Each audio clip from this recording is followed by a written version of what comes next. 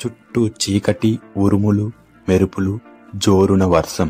అది ఆది మానవుడి మొదటి కాలం, పైగా నిప్పులేని కాలం. ఆ రాత్రి అతనికి భారంగా, భయంగా ఉంది. ఎందుకంటే అతను నేలపైన బ్రతకలేని స్థితి. క్రింద ఉంటే క్రూర మృగాలు, విషసర్పాల భయం. ఏ గృహాల్లోనో తలదాచుకుందామంటే భీకరమైన ఉరుముల మెరుపుల శబ్దానికి అతడు ఆ గాఢంధకారంలో ఉండలేకపోయాడు.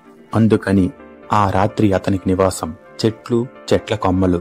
జోరువానలో తడుస్తూ ఏమీ చేయలేని నిస్సాయ స్థితిలో అలా చెట్ల మీద కూర్చుండిపోయాడు. మనిషి ఏమీ చేయలేని నిస్సాయ స్థితిలో ఉన్నప్పుడు దేనికోసమైనా వెయిట్ చేయడమో లేక దేన్నైనా బలంగా నమ్మడం మొదలు పెడతాడు. ఆ చెట్ల కొమ్మల పైన నరకం చూస్తున్న మన తోటి సోదరుడు వెలుతురు కోసం వెయిట్ చేశాడు. అంటే ఉదయం ఎప్పుడొస్తుందా అని ప్రాణాలు గుప్పెట్లో పట్టుకుని బిక్కు బిక్కుమని చూస్తున్నాడు. ఎందుకంటే కనీసం ఆ సూర్యకాంతిలో ఆ మృగాల నుంచి తప్పించుకోవచ్చు, లేదంటే వాటిని వేటాడి తన ఆహారం చేసుకోవచ్చు. అందుకని ఆ సూర్యుడి కోసం తన కంటిపైన రెప్ప పడకుండా చూస్తున్నాడు. ఆ రాత్రి అతనికి క్షణాలు యుగాలుగా గడుస్తున్నాయి. అతడు ఉదయం కోసం ఎంతలా వెయిట్ చేస్తున్నాడంటే నేను బ్రతికేదే ఆ కాంతి కిరణాల కోసం అన్నట్లు వెయిట్ చేస్తున్నాడు. నెమ్మదిగా ఆ కమ్ముకున్న కారు చీకట్లోనూ చీల్చుకుంటూ నెమ్మదిగా వస్తున్నాడు మండే సూర్యుడు. ఆ వెలుతురుతో కొండంత బలం, భరోసా, జీవితం మీద మళ్లీ ఒక ఆశ పుట్టింది. ఆ క్షణం ఎన్నడూ కనీ విని ఎరగని మార్పు జరిగింది. మన తోటి సోదరుడు భరోసా ఇచ్చిన ఆ సూర్యుడిని తన 2 చేతులు ఎత్తి కొలవడం మొదలుపెట్టాడు. దాంతో కాస్త సూర్యుడు సూర్య భగవానుడైపోయాడు. తన ధైర్యం సూర్య భగవానుడని బలంగా నమ్మడం మొదలుపెట్టాడు. కానీ ఈ నమ్మకానికి ఉన్న ఒక లక్షణం ఏమిటంటే దానికి మించిన శక్తి లేదు, దానికి మించిన బలహీనత లేదు. సో కాలం గడుస్తున్న కొద్దీ మనిషి నిప్పును కనుగొన్నాడు. దాంతో రాత్రికి సూర్యుడు అవసరం లేకుండా పోయింది. బిక్కు బిక్కుమంటూ బ్రతికే తమ రాత్రుల్లోకి నిప్పు వచ్చి ప్రశాంతమైన నిద్రని, జీవన విధానాన్ని ఇచ్చింది. దాంతో నిప్పును కొలవడం ప్రారంభించాడు. అప్పుడు అగ్ని కాస్త అగ్నిదేవుడయ్యాడు. మరికొద్ది కాలం గడుస్తున్న కొద్దీ కరువు పుట్టుకొచ్చింది. పండ్లే ఆహారంగా తింటున్న ఆ మానవుడు కరువు రావడం వల్ల ఆకలి ఎక్కువై వేట తప్పనిసరి అయింది. చరిత్రలో మళ్లీ ఒక మార్పుకి నాంది పలికింది. క్రూర మృగాల వేట వల్ల మనిషి ఎక్కువ శాతం వాటి చేతుల్లో చనిపోయేవాడు. దాంతో ఆయుధాలని కనుక్కున్నాడు. వేట సులువైంది, ప్రాణ నష్టం తగ్గింది. దాంతో మరలా ఆయుధాలని కొలవటం మొదలుపెట్టాడు. కాని వేట మనిషికి సురక్షితం కాదు. ఎప్పుడైనా ఏదైనా జరిగి ప్రాణం పోవచ్చు. రోజులు గడుస్తున్నాయి. మనిషి ఆలోచన శక్తి పెరుగుతోంది. దాంతో మనిషి చిన్నగా వ్యవసాయాన్ని కనుగొన్నాడు. తమకు సురక్షితమైన జీవనాన్ని, ఆకలిని తీర్చే భూమిని మనసారా కొలవడం మొదలుపెట్టాడు. అలా మనిషి పంచభూతాలని కనుగొని అవి లేకుంటే మనిషి మనుగడ లేదని అర్థం చేసుకున్నాడు. సో అందుకని పంచభూతాలని తన చేతులెత్తి కొలవడం మొదలుపెట్టాడు.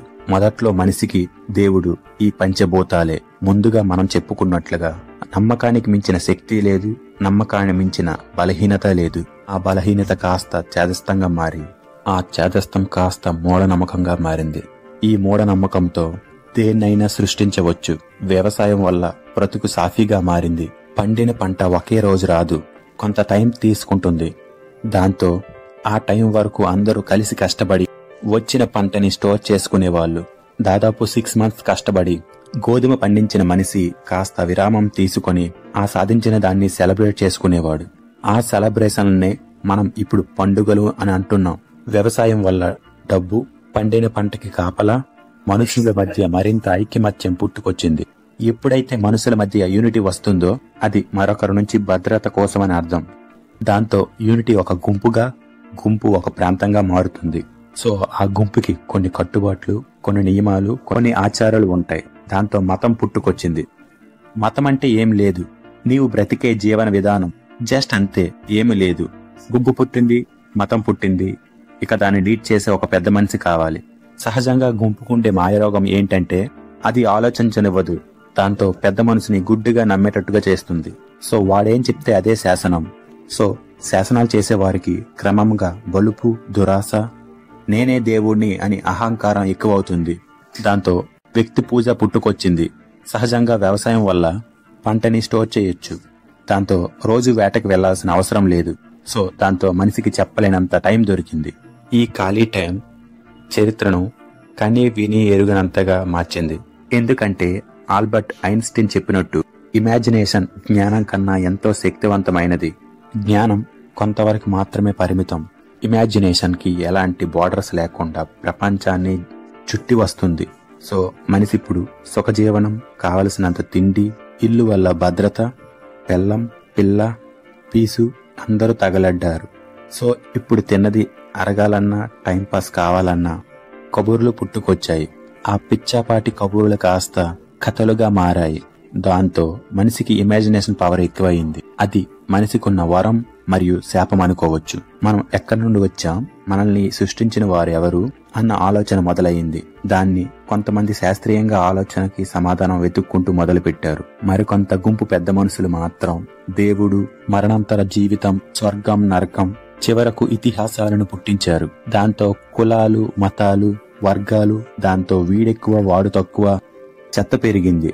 సో ఆ ఎక్కువ తక్కువ వల్ల అణిచివేత ఎక్కువైంది. అణిచివేత వల్ల తిరుగుబాటు మొదలైంది. తిరుగుబాటు వల్ల రక్తం ఏరులై పారింది.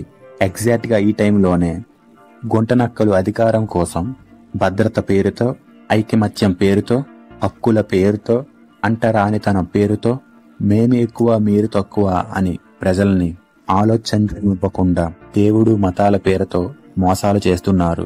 అబ్రహాం లింకన్ ఎప్పుడు ఒక మాట చెప్తుంటారు, ప్రజల్ని ఎక్కువ కాలం మోసం చేయలేము, కానీ మతం, దేవుడు అనే ఆయుధాలతో మనుషులను తరతరాల వరకు మూర్ఖులను చేయవచ్చు.